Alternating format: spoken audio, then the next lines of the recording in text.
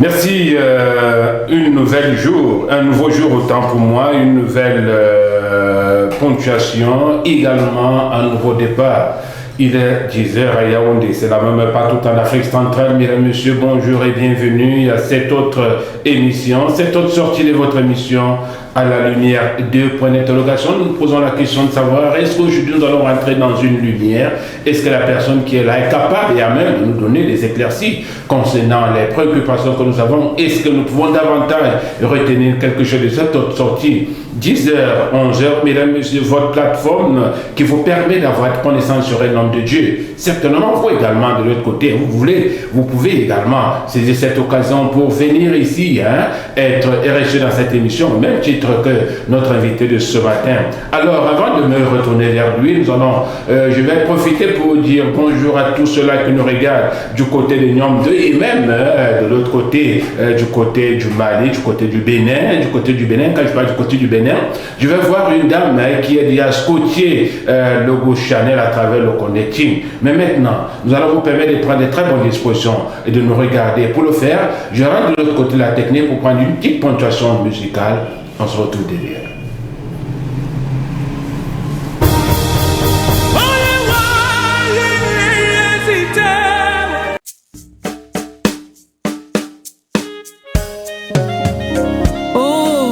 Cameroon, our fatherland, a land full of milk and honey, a land called Africa in miniature, a land blessed by the Most High God.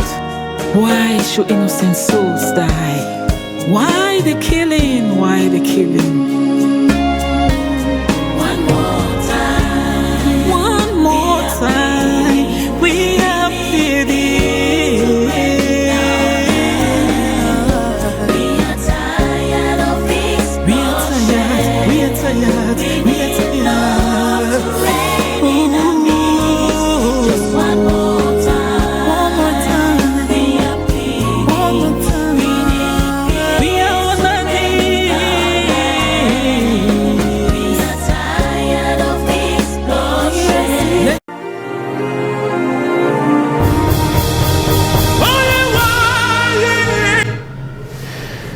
Merci pour cette belle virgule, mesdames, messieurs. Ceci vous a permis de prendre de très bonnes dispositions, de nous regarder ce matin, que ce soit à travers les canaux habituels ou à travers le connecting. Si vous êtes connecté, quel que soit le lieu où vous vous retrouvez, dans votre bureau, à bord de votre véhicule, tapez seulement sur le lien, le connecting, logo Chanel. Vous allez nous regarder. Et alors, je vous l'ai dit tantôt, à la lumière de point d'interrogation, ce matin reçoit un homme multidimensionnel, en dépit de tout ce qu'il a, il tient quand même à venir se présenter devant ce petit écran pour nous apporter des éclaircies sur des sujets, et bien des sujets qui portent à polémique, des sujets qui portent même à confusion.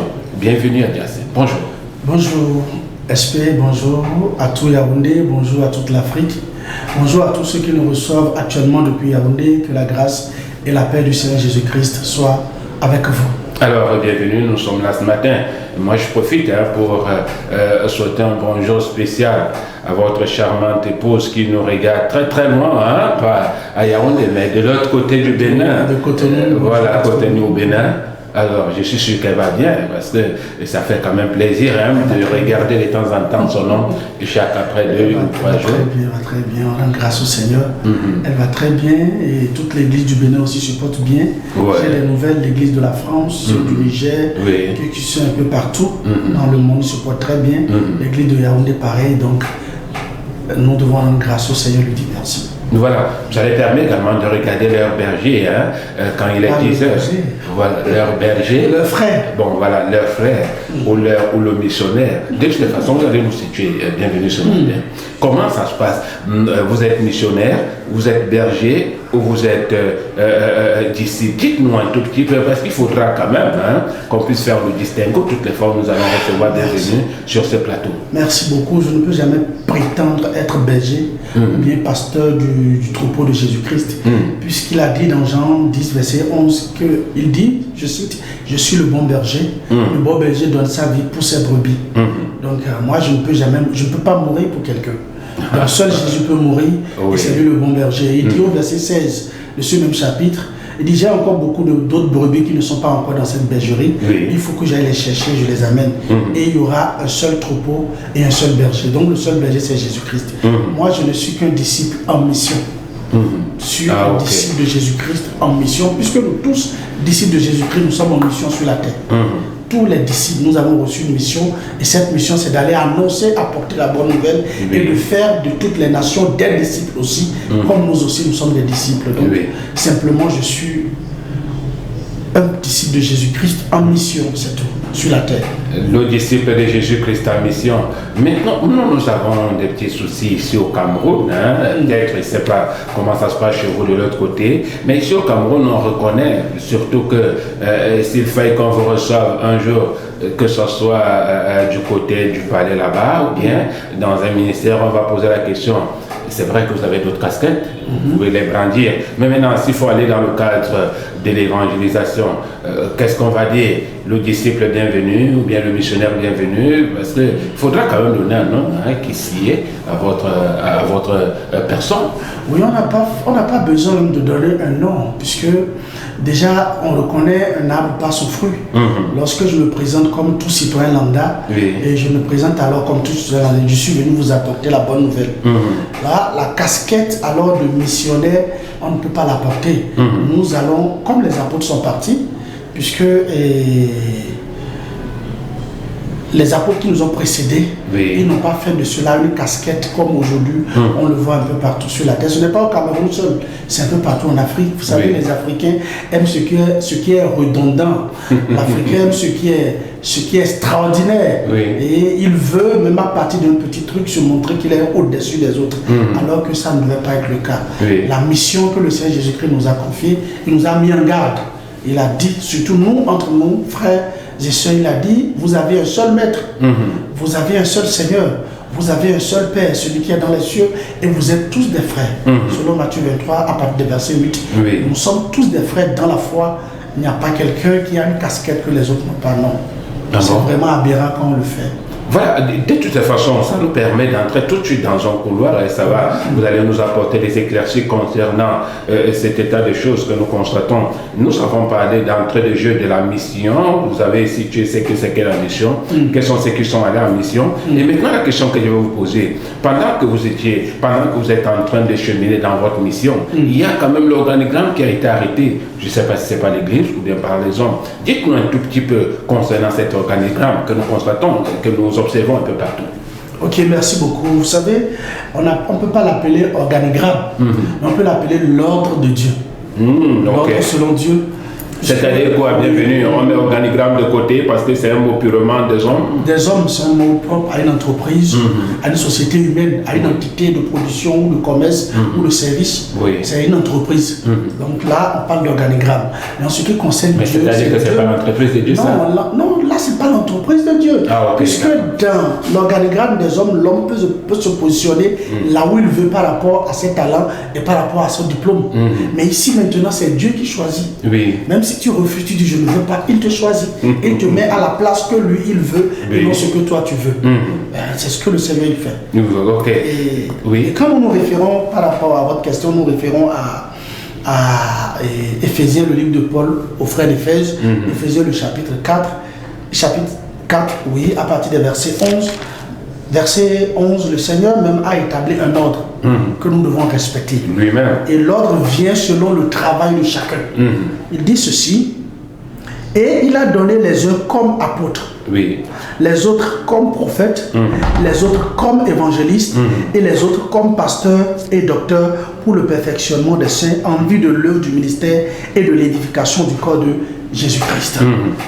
Et beaucoup aujourd'hui ne savent pas que ces ministères avaient été déjà identifiés dans l'Ancien Testament, c'est-à-dire dans l'Ancienne Alliance, puisque le prophète Isaïe a dit que tous mes amis prédicateurs et tous mes frères et sœurs dans la foi sachent, et beaucoup le savent déjà, à la loi et au témoignage. Si on ne parle pas ce langage, le peuple ne verra pas l'aurore. Nous devons aller alors dans l'ombre, c'est-à-dire le plan, et revenir maintenant dans la réalité pour voir ce que le Seigneur avait voulu annoncer en le faisant. Après la déportation du peuple d'Israël à Babylone, après les 70 ans passés là-bas d'esclavage, ils sont revenus pour reprendre la construction du temple de Jérusalem. Et nous allons voir à ce moment-là, les 5 faces des ministères avaient été déjà dessinées avec la manière dont les prophètes se sont succédés dans le travail que le Seigneur les a confiés. Et c'est la même chose aujourd'hui que nous voyons que Dieu a établi dans l'Église. Pourquoi le Seigneur fait ça? C'est à cause des faussaires qui vont venir maintenant s'approprier des titres ou bien des rôles qu'ils ne savent même pas jouer, ils vont s'approprier les titres. Et alors s'il n'y avait pas l'ordre établi dans l'Ancienne Alliance, ils auront raison sur nous. Mais étant donné que Dieu a déjà établi l'ordre dans l'ombre, nous allons maintenant dans le plan.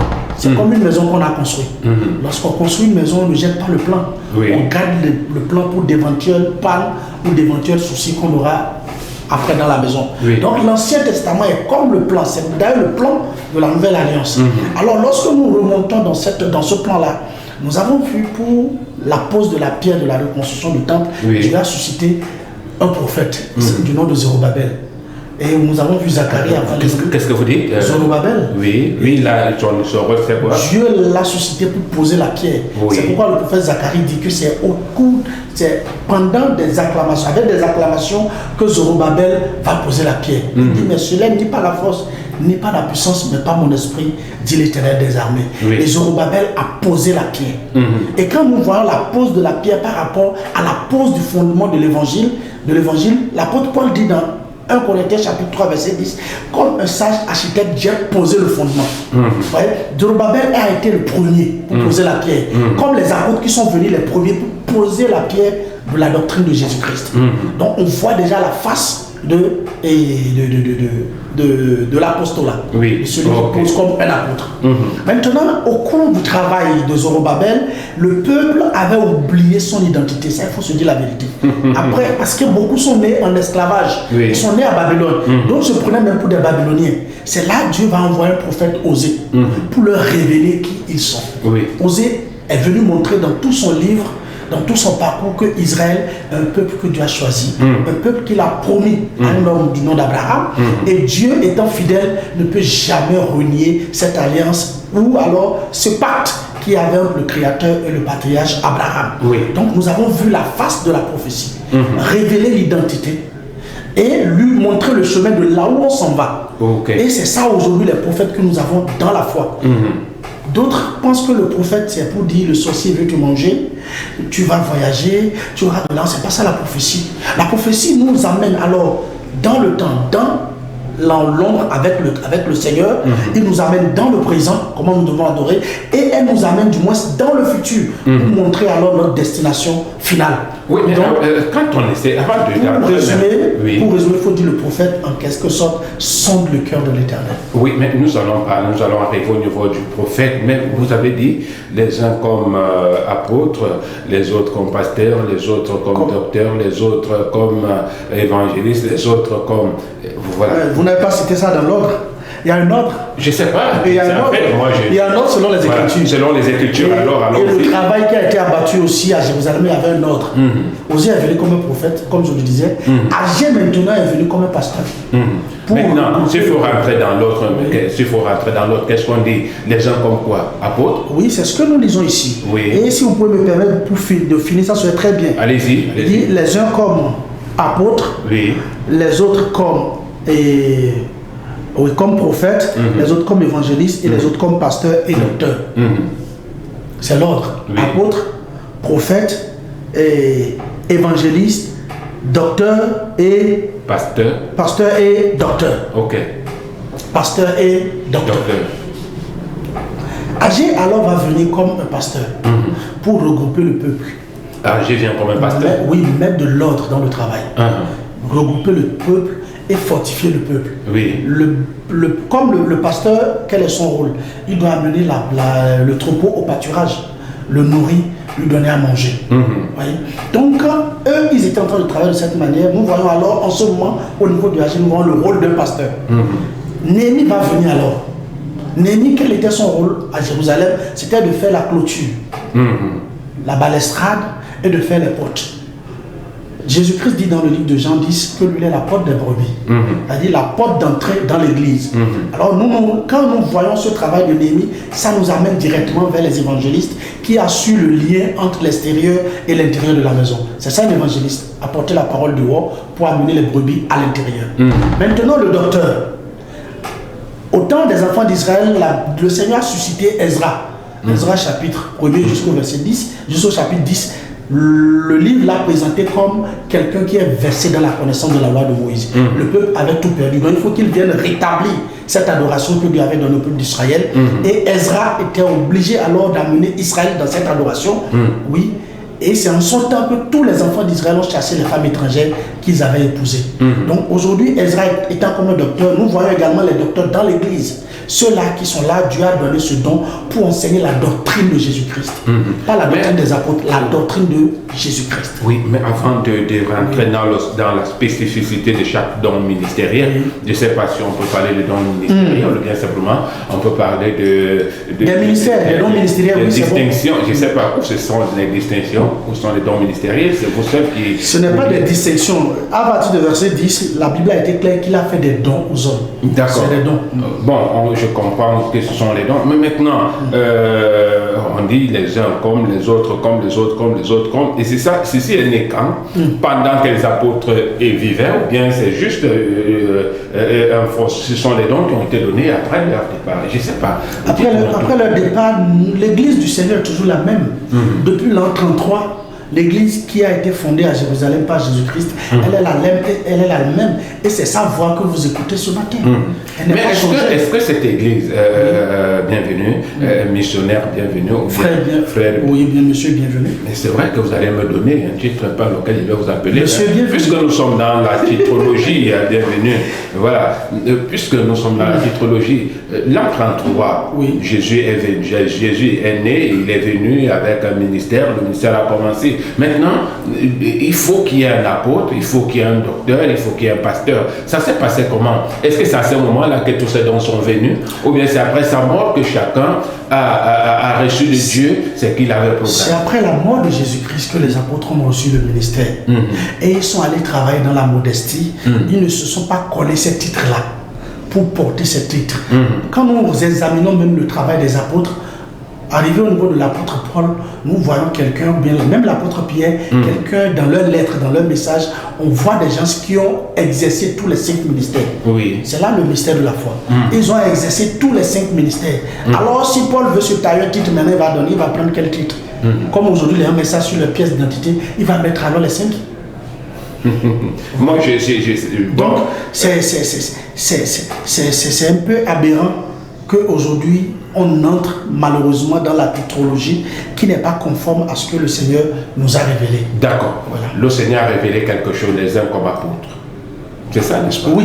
Les et ces titres-là, c'était pour un temps précis ou bien ça continue jusqu'à pas des titres, c'est des dons. Bon, ces dons-là, nous les exerçons aujourd'hui jusqu'à au présent. Ces dons-là sont présents dans l'église et le Seigneur les donne à qui il veut dans son église. Bon, maintenant, pour revenir à la question, à la préoccupation que j'avais tout à l'heure concernant bienvenue, ces dons existent encore. Ces dons existent. Voilà.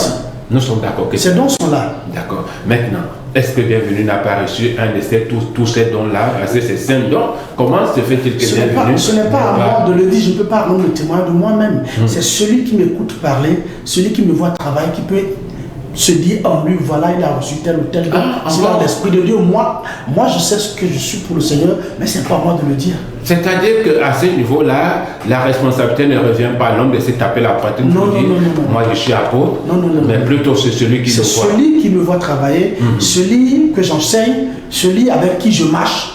Lui il peut dire ah, tel frère, il a tel don, il a tel don, il a tel don. Donc comment moi je sais ce que je suis, mais je n'ai pas besoin de le dire. Moi qui vous reçois sur mon plateau, je dis bienvenue et apôtre. Bon, c'est vous qui le dites. C'est vous qui le dites. Bon, maintenant je commence à vous appeler apôtre. Non, ne m'appelez pas apôtre. Monsieur bienvenue, c'est mieux. Gardez ça pour vous-même. Bienvenue. Oui, merci beaucoup. Je suis sûr que tu ne vas pas m'embrouiller. Parce que tu as dit, bienvenue, tu venais de dire tout à l'heure que celui qui voit travailler bienvenue peut dire bienvenue, tel qu'il est en train de faire là, il a un don apostolique. Il ne peut pas me coller ça. J'ai mon prénom et j'ai mon nom. Appelez-moi pas mon nom. D'accord. Merci beaucoup. Ok, nous allons continuer. Maintenant, de ces dons qui ont été donnés, il est quand même nécessaire, parce que je me souviens que dans la Bible, pendant que Jésus vivait, ses disciples ont eu des soucis entre eux. Ils sont allés le voir pour dire qui est le plus grand. Voilà, je ne sais pas. Et maintenant, il y a les 5 dons ministériels.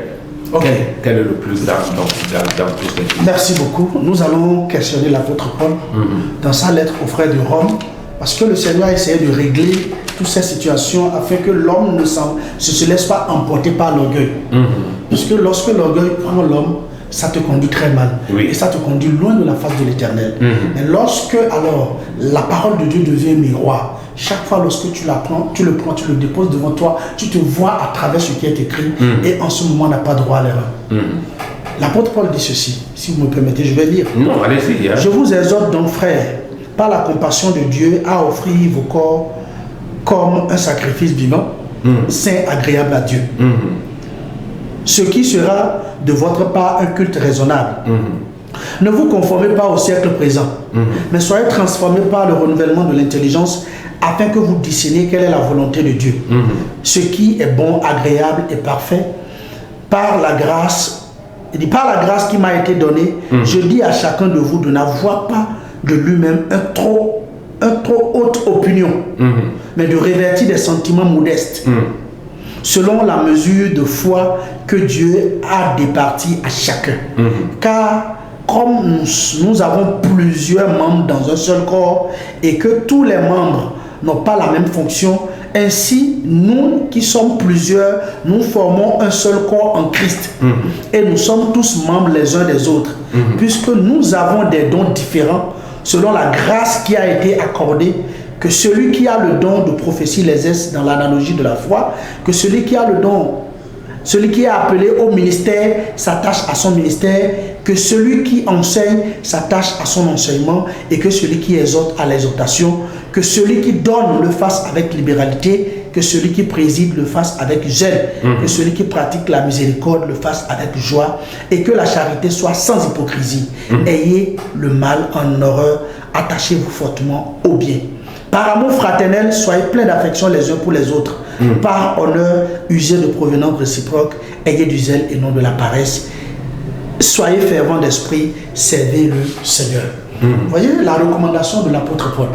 Si tu te reconnais alors parmi les disciples de Jésus-Christ et non parmi les chrétiens, parce que quand je le dis, ça choque beaucoup. Tous ceux qui se réclament chrétiens sont les enfants du diable. Puisque Jésus ne nous connaît pas en tant que chrétien, il nous connaît en tant que disciple. Il n'a jamais sorti ce mot chrétien de sa bouche. le Seigneur Jésus-Christ. Mais comment faire donc, si vous ouvrez un pan de voile là, comment faire donc pour tout cela? Nous sommes arrivés, on nous a dit dans cette histoire-là, il y a les chrétiens, il y a ci, il y a ça, il y a ça. Comment faire pour de faire, étant donné que déjà à l'avance, nous savons que c'est ça. Vous savez, les hommes proclament Dieu, mais ils n'aiment pas la parole. Ils se disent qu'ils aiment Dieu, mais ils n'aiment pas sa parole. Tu ne peux pas aimer quelqu'un, ne pas aimer et détester ses instructions. La personne, tu dis que tu l'aimes, mais tu détestes ce qu'il dit. Beaucoup aujourd'hui se disent pasteur, bishop, apôtre, avec des titres pompeux. Mais ils n'aiment pas la parole de Dieu. Puisqu'ils ont pris des titres là comme des couvertures pour alors esclavagiser leurs semblables, montrer que c'est par eux seuls que Dieu parle et ils sont les tout-puissants sur terre. D'autres veulent même qu'on voit Dieu à travers eux. Et alors, portant ce manteau, les autres deviennent des esclaves qu'ils dépouillent, qu'ils escroquent comme ils veulent.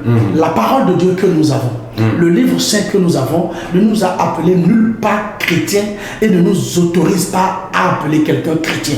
Que ceux qui ont des oreilles pour entendre, entendent. Mais ce mot quand même figure quelque part dans ce mot, oui, ce mot a été utilisé dans Actes 11 à partir des versets 26, dans les premières versions, les versions, la première traduction. Et ce fut à Antioche que les disciples ont été appelés pour la première fois chrétiens. Par qui? Par les païens, qui ont dit, ah, la manière dont ils parlent, ça ressemble à Christ, la manière dont ils vivent, ça ressemble à Christ, on va les appeler des petits Christ. Moi, je ne suis pas un petit Christ. Si je vis, ce n'est plus moi qui vis, c'est le Christ même qui vit en moi. Et Paul dit, vous tous qui avez été baptisés en Christ, vous avez revêtu Christ et non un petit Christ.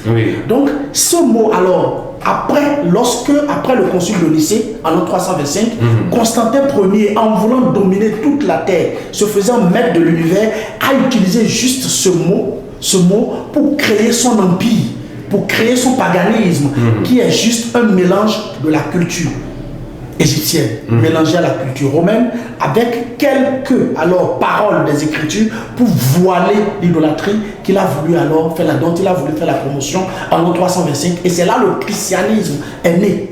Aujourd'hui, alors, tous ceux qui se disent chrétiens ou bien prophètes, apôtres du christianisme, ils ont pour mère le concile de Nicée. Ils sont tous nés après le concile de Nicée, puisqu'ils ne veulent pas plaire, ils ne veulent pas marcher selon la doctrine de Christ. Mais il y a quelque chose qui est là. Moi, je les comprends. Puisque lorsqu'on marche selon la doctrine de Christ, là, on ne peut pas s'enrichir dedans.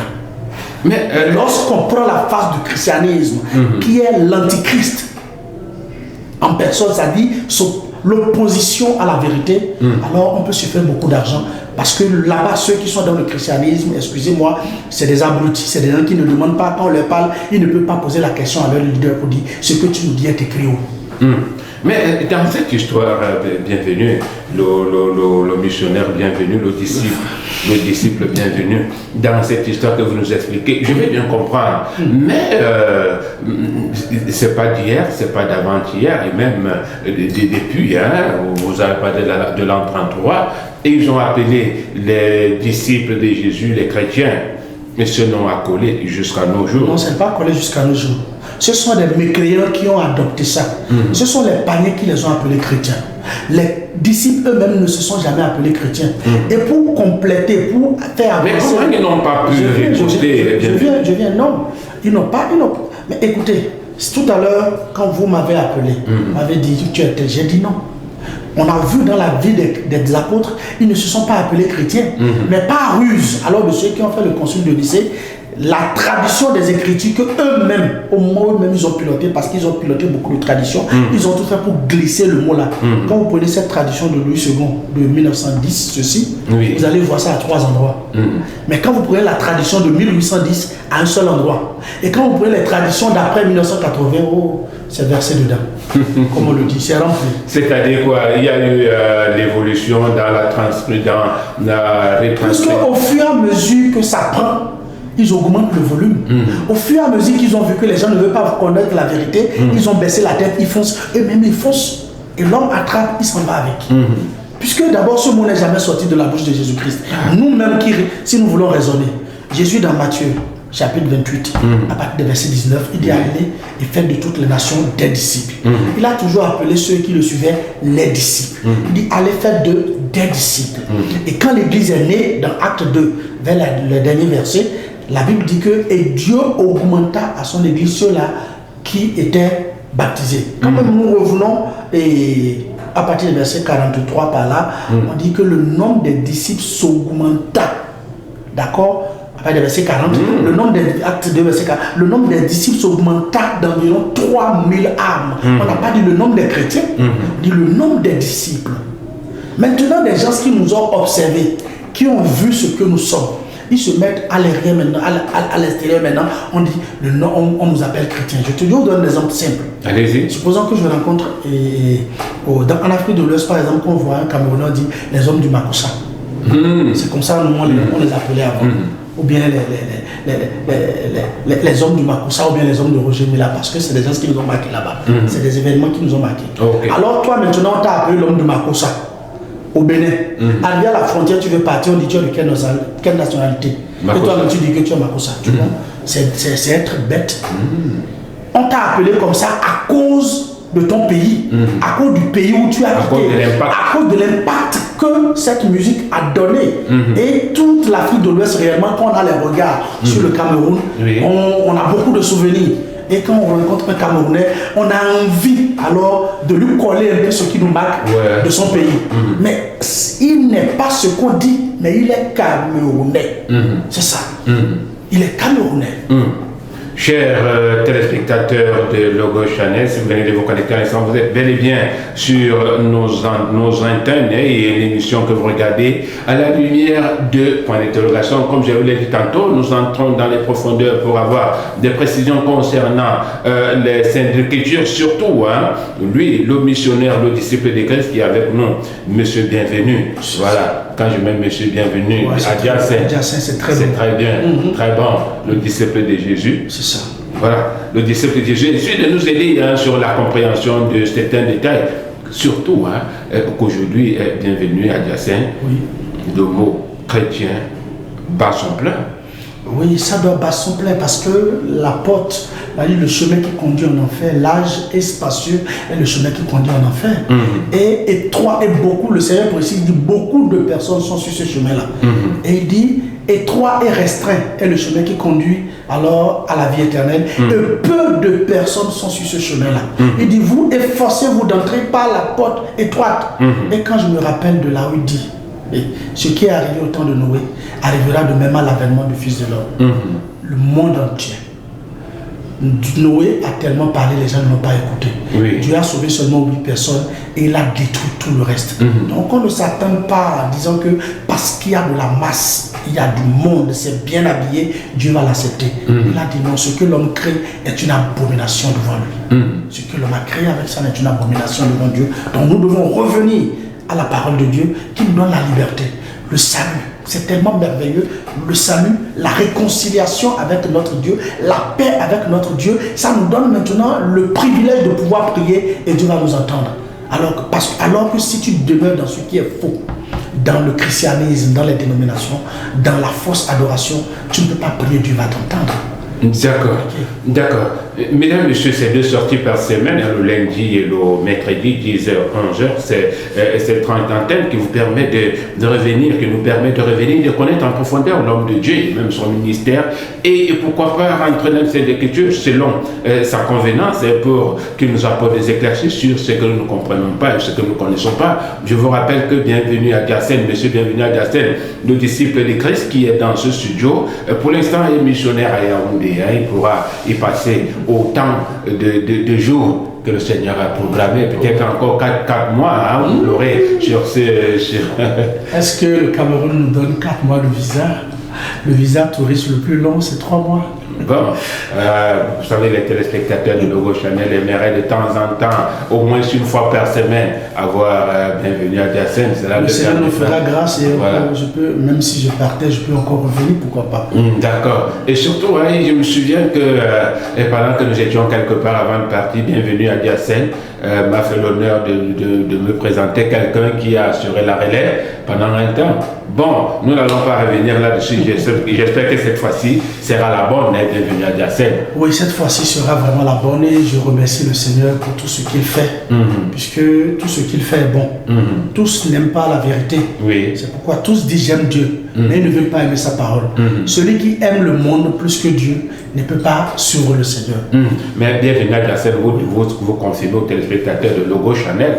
Vous savez, vous êtes regardé pas seulement à Yaoundé, pas seulement au Bénin, mais aux États-Unis, au Canada, et partout, pendant que nous sommes là.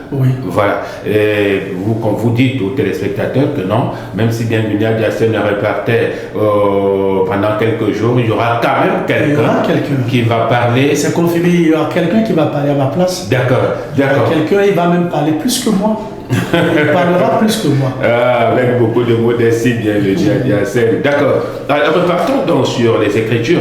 Mais j'étais en train de situer la présence de bienvenue à Jacel ici à Yaoundé. Nous le disions tantôt, c'était la semaine passée. Et pendant qu'il est à Yaoundé, il se trouve du côté des Pères Monti. Du côté de Monti, en allant vers Maxwell. Voilà, en allant vers Maxwell, c'est de ce côté-là que bienvenue à Jacel se trouve. Il parlait de la toiture bleue, la seule toiture bleue.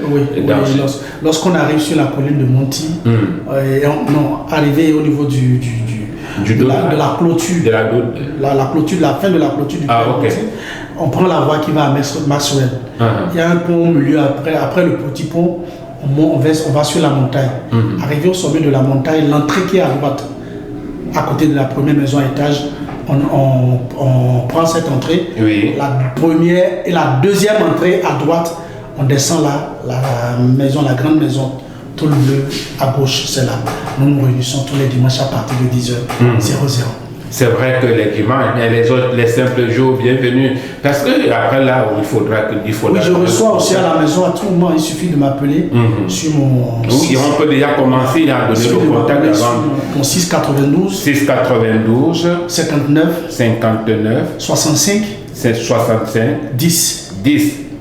Voilà, si vous voulez, parce que quand on développe des sujets comme celui-ci, vous pouvez avoir l'envie de continuer à avoir des connaissances sur ce que Monsieur Bienvenu à Jacel, disciple de Christ dans ce studio, nous déroule. Et vous pouvez davantage, parce que si vous êtes en conversation directe, vous pouvez ouvrir la Bible. Ça serait mieux. Poser des questions. Puisque le temps d'antenne est tellement réduit qu'on a dit beaucoup de choses. Alors, lorsqu'on va s'asseoir face à face, vous pouvez passer autant de temps. Voilà, c'est intéressant. Alors, bienvenue, revenons sur la titrologie. Vous nous avez dit, vous avez sorti un mot assez fort là, tout à l'heure. Il faut que je ne voudrais pas laisser ce mot passer outre. Vous disiez que ceux qui se font appeler. Ou bien ceux qui se font appeler se sont autoproclamés, ne sachant pas l'ordre que Dieu a établi dans son église. Il y en a, tu vas quelque part, il va te dire je suis apôtre, je suis pasteur, je suis docteur, je suis évêque, je suis bishop. D'autres ont ajouté je suis pasteur, d'autres ont ajouté même révérend à pasteur, alors que ce mot révérend n'est pas dans la Bible. Jésus dit qu'il est le pasteur, il n'a pas dit qu'il est révérend. Mais un être humain veut ajouter que lui il est révérend, parce que vous voyez quelle arrogance. On veut montrer même qu'on connaît l'évangile plus que Jésus-Christ, qu'on est au-delà même de la pensée de Jésus-Christ, et qu'on peut donner plus que ce que Jésus-Christ a donné. On ne peut pas alors porter ces titres-là. L'homme ne peut pas se déplacer avec tel titre. Aujourd'hui, il est branlé quand on lui dit vous faites quoi? Quelle est votre profession? Vous dites non, je suis prophète, je suis apôtre. Ce n'est pas une profession, c'est des dons spirituels que Dieu nous a octroyés et nous les exerçons dans le corps de Jésus-Christ. Nous les exerçons pour le corps de Jésus-Christ. Vous allez voir l'apôtre Paul. On l'appelle apôtre aujourd'hui parce que nous, le Seigneur l'a attesté qu'il est apôtre, les Écritures ont attesté qu'il est apôtre. Mais pourquoi nous autres, personne n'a attesté que je suis apôtre. Mon nom n'est pas dans la Bible, non. Je ne peux pas accepter ça, mon nom n'est pas dans la Bible. Mais les autres, leurs noms sont écrits dans la Bible, je le vois. Celui quelqu'un vient me voir aujourd'hui, maintenant, il me dit qu'il est apôtre. Moi, là où c'est écrit que toi, tu dois être apôtre, tu me l'attestes. Puisque si tu n'arrives pas à te justifier, ça veut dire qu'il y a problème. L'apôtre Paul, comme je le disais, quand nous lisons Acte 18, son métier c'était un faiseur de tentes. On n'a jamais dit qu'il avait pour métier apôtre, évangéliste, missionnaire, tout ça là, non. Le métier de Paul, lorsqu'on voulait parler de métier, on l'a déterminé comme un faiseur de tentes. Aujourd'hui, tous ceux qui sont serviteurs de Dieu doivent avoir un travail, un métier qu'ils pratiquent. Et c'est ce que à ça l'apôtre Paul nous a appelé dans sa lettre aux frères de Thessalonique, 2 Thessaloniciens, chapitre 3, verset 6. Tu dois avoir un travail. Oui. Tu dois avoir un métier, vivre de ton travail, être en mesure d'aider également ceux qui sont dans le besoin avant d'être appelés serviteurs de Dieu. On ne se lève pas fuyant. Il y a certaines personnes qui, en fuyant le chômage, sont devenus des hommes de Dieu. Parce qu'ils ont vu que c'est le seul chemin de raccourci. Oui. Dieu n'appelle pas les paresseux. D'abord, ce n'est pas facile de répondre à l'appel de Dieu. Si tu rencontres un vrai serviteur de Dieu, il te dira que ce n'est pas facile. Parce que laisser ce que tu fais, laisser une grande partie de tes affaires, de tes ambitions. Parce qu'après les études, qu'est-ce que les parents veulent de nous? Devenu un grand cadre, une grande personnalité. Maintenant, tu laisses tout ça là, tu ne commences pas à faire le petit job parce que tu dois alors annoncer l'évangile de Jésus-Christ. Ça, ce n'est pas aisé. Oui. Ce n'est pas bien. Alors que toi-même, tu es conscient et tu sais que ce travail que tu es en train de faire ne va pas t'enrichir. Bien au contraire, ça va t'appauvrir. Oui. La récompense que tu attends, comme je le dis souvent, c'est avec celui qui t'a envoyé. Si la Bible dit que l'ouvrier mérite son salaire, tu es ouvrier de qui? Je suis ouvrier de Jésus-Christ. Oui. Et qui va me payer mon salaire? C'est Jésus-Christ. Vous voyez, les gens se renversent ça. Ils vont te dire l'ouvrier mérite son salaire. Ça veut dire que les brebis, alors les fidèles qu'ils ont réunis, c'est eux qui vont lui payer le salaire. Est-ce que ce sont les fidèles qui t'ont envoyé? Tu es ouvrier pour eux? Non, tu es ouvrier pour Jésus-Christ. Qu'on cesse alors d'arnaquer le peuple, qu'on cesse de mentir, qu'on cesse de dire ce qui n'est pas parce qu'on veut s'enrichir. Non. On ne va pas du Seigneur. Nous allons même rentrer là avec votre émission bienvenue. Et certainement, nous allons nous attarder là-dessus pour que vous puissiez nous expliquer aisément comment cette histoire se passe. Mais nous sommes au niveau de la titrologie. C'est comme ça que moi je parle sur j'appelle la titrologie. Mais quand même, bienvenue. Quand on appelle, je prends l'exemple, on t'appelle Pasto. Bonjour Pasto. Est-ce que c'est un... Je ne suis pas pasteur. Je dois dire non, je ne suis pas pasteur. Je veux croire que vous n'êtes pas pasteur. Mais quelqu'un, bonjour Pasteur. Bonjour. Bon, est-ce que donc, peut-être pas ignorance, il le dit. Si quelqu'un pas ignorance, d'abord, vous savez, quand déjà tu prêches l'évangile, on te dit bonjour pasteur. Ça m'a rappelé l'année en 2018, quand j'étais ici à Yaoundé, j'avais fait des émissions sur une télévision ici, privée. Et un jour, j'étais dans un taxi, je sortais quand les gens m'ont vu. Ah, pasteur, comment ça va? Je les ai regardés, j'ai souri seulement. Et on te rencontre dans la rue. Ah, pasteur, je t'ai vu à la télé. Ils ont raison. Puisque c'est ça, les hommes les ont appris. Pour eux, c'est comme qui quelqu'un, déjà, une fois que tu prêches l'évangile, tu es un pasteur. C'est l'ignorance. On ne peut pas lui refuser ça parce qu'il ne connaît pas. Mais lorsqu'il va s'approcher de toi, c'est à toi de lui dire maintenant, mon cher ami, je ne suis pas pasteur. Puisque si je suis pasteur, je ne peux pas te sauver. Le seul pasteur qui peut te sauver, c'est Jésus-Christ. Il te sauve, il te garde et garde ton âme. Moi, il ne peut pas garder ton âme. Le seul pasteur de ton âme, c'est Jésus-Christ. Tu lui expliques ça et il comprend. Et au lieu alors de se confier à toi, un être humain, il se confie directement à Jésus-Christ. On ne peut pas inverser les rôles. Aujourd'hui, les fidèles vont se confier à leur pasteur.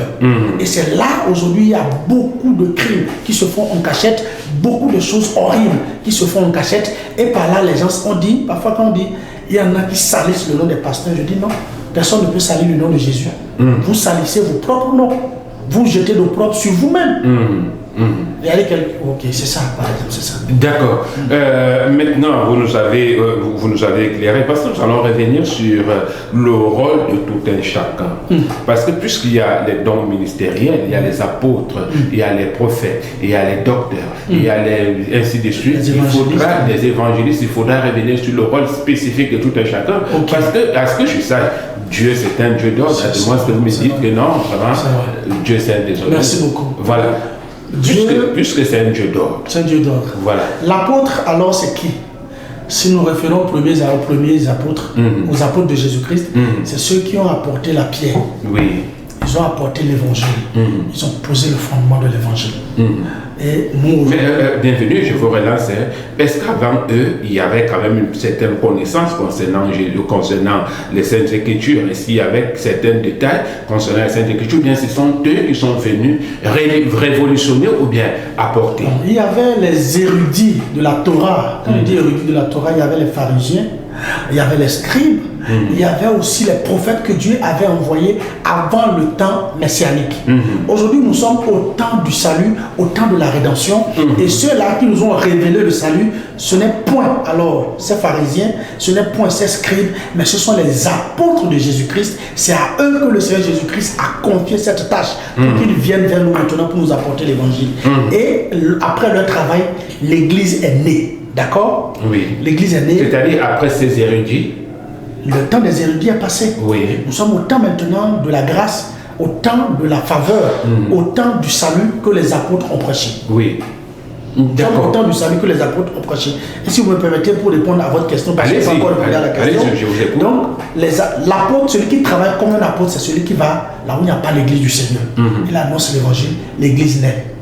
D'accord? Il ne doit pas rester là de façon perpétuelle. Il va encore partir peut-être ailleurs. Là, Dieu va susciter quelqu'un qui sera comme un pasteur. Il va susciter des gens comme des prophètes. Il va susciter des gens comme des docteurs, comme des évangélistes. Et le prophète aura pour rôle quoi? Le prophète aura pour rôle de leur révéler alors les pensées cachées de l'Éternel dans les prophéties passées. Oui, avant d'arriver au et encore dans les prophéties à venir. Avant d'arriver au Vous me donnez une minute? Okay. Oui, avant d'arriver au prophète, moi je voudrais m'attarder un tout petit peu. Nous aurons le temps, bienvenue, nous aurons le temps, même si nous aurons le temps pour ça, même si on ne termine pas ceci aujourd'hui, mais les questions que moi je pose, moi je me place comme celui qui nous regarde de l'autre côté de, comment ça s'appelle, d'Engelmendou Kalaba, il ne peut pas appeler, déjà qu'on n'appelle pas le direct de cette émission, les messages viennent directement chez Bienvenu, le missionnaire, l'homme de Dieu, le disciple de Jésus. Je vous ai donné son contact tout à l'heure. Si vous voulez le joindre, vous pouvez le faire après l'émission ou envoyer le SMS, c'est plus intéressant.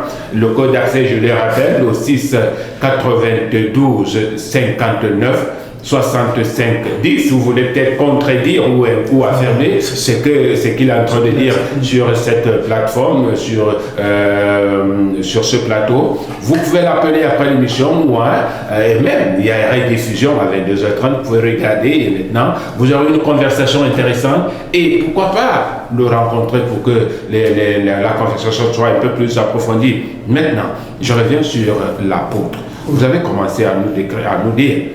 Le rôle de l'apôtre, vous disiez tantôt que l'apôtre, c'est celui-là qui a cette capacité d'aller quelque part, d'établir l'église, il part avec l'évangile comme une pierre. Oui. D'accord? Il prêche l'évangile.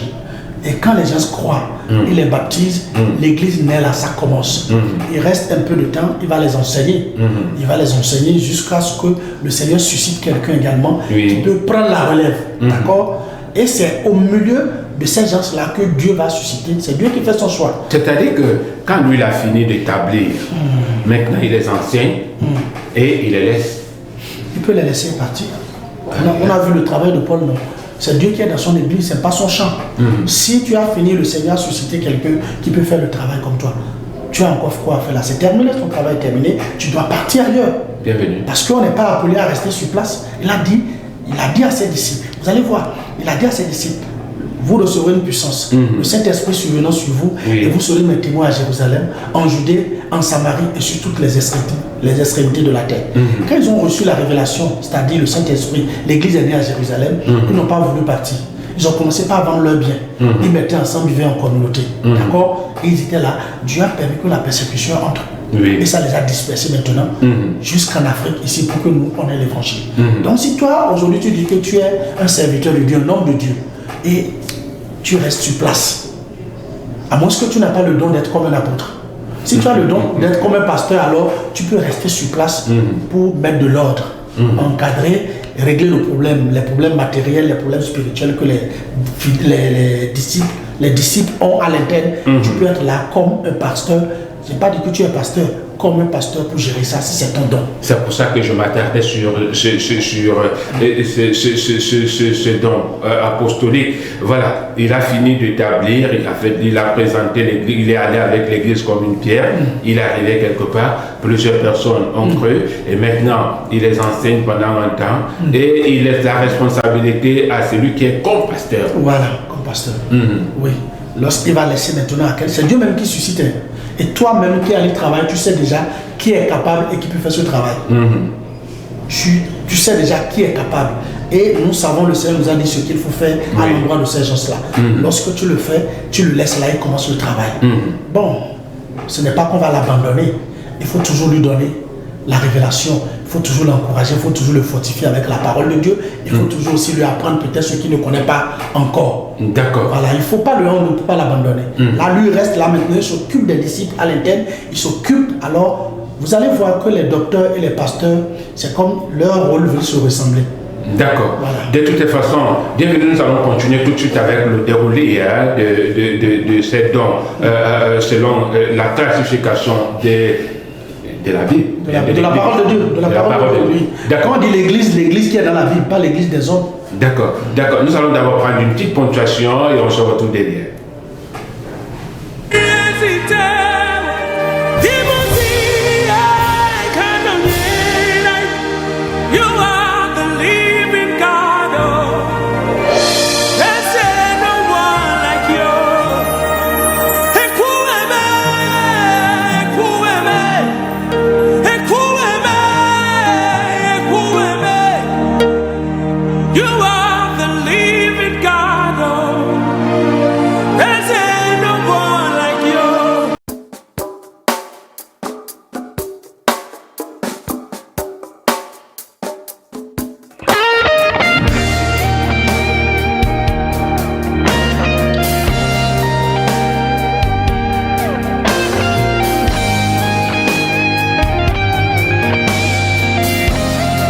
Cette chanson est ma prière pour mon pays, ma vision pour ma patrie. C'est mon état d'âme et mon cri. Dieu, écoute-moi, je te prie. Que ta gloire vienne sur ce pays, quelle que soit la durée de la nuit. Le matin, la lumière luit, car les ténèbres ne régneront pas toujours le jour. Brille.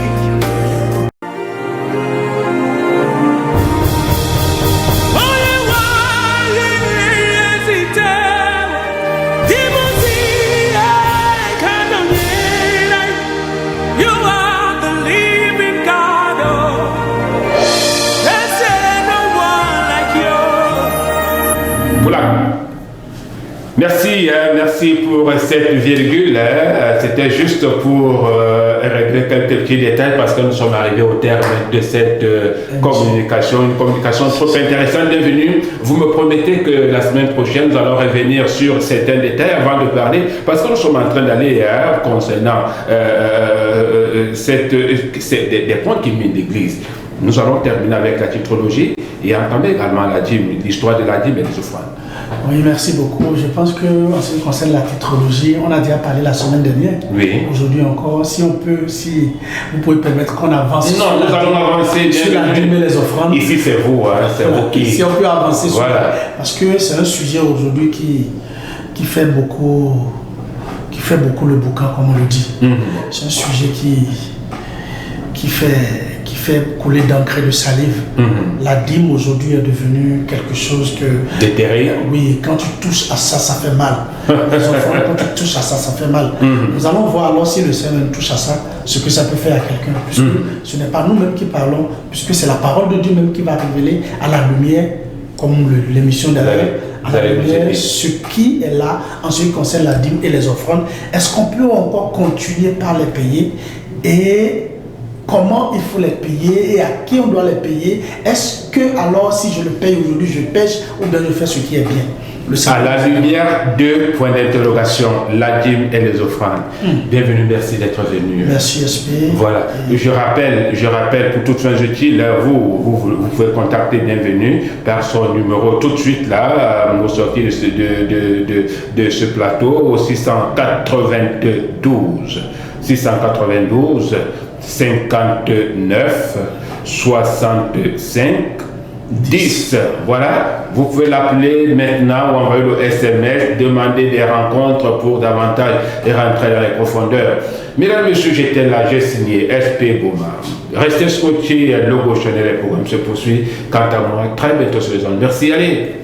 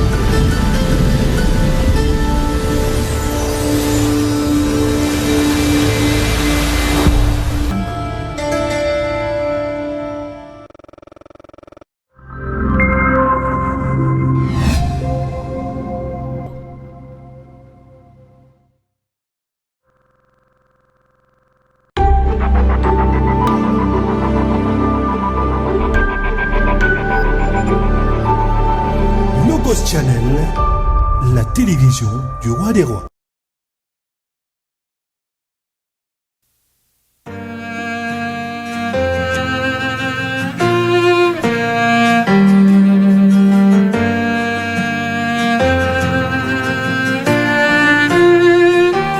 Tu m'as ébloui par tes mélodies, tu m'entoures d'un chant d'amour, chant de délivrance devant mes ennemis.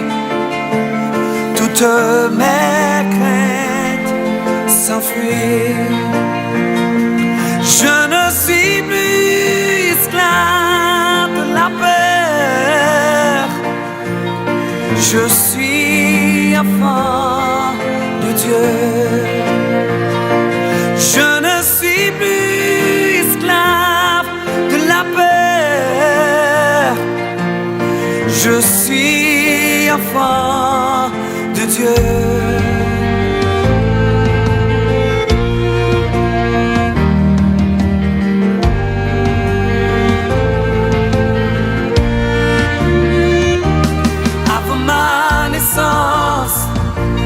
Tu m'avais choisi, appelé par mon nom. Tu m'as adopté, je suis de ta famille. Ton sang coule dans mes veines. Je ne suis plus esclave de la peur.